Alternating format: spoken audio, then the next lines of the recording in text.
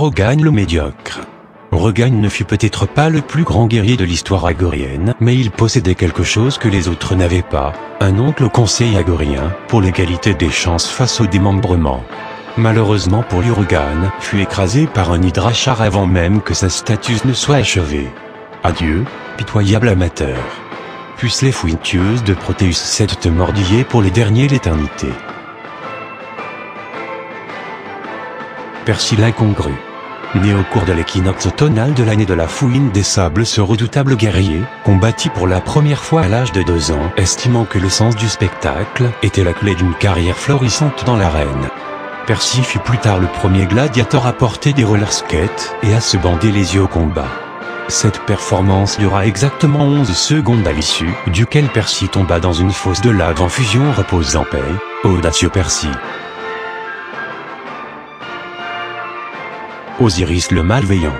Mais lors de l'équinoxe vernal de l'année du rat de Slurg, Osiris connut la gloire dès l'âge de 6 ans en remportant sa première victoire dans l'arène. Grâce à son incomparable talent, il fut acclamé comme le roi des gorgues de guerre dans toute la galaxie.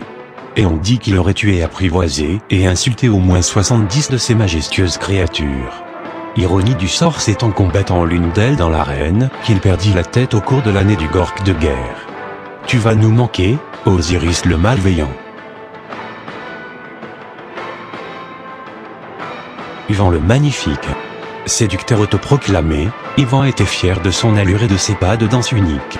Souvent, ses adversaires étaient tellement séduits par ses manières et son sens aigu de la mode qu'ils préféraient renoncer à le combattre. Un jour, il reçut une déclaration d'amour de la femme d'Osiris, Donna la libertine.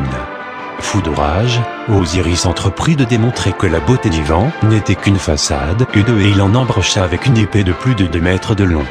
Il s'avérait qu'il avait vu juste à l'intérieur. Ivan n'était pas beau à voir.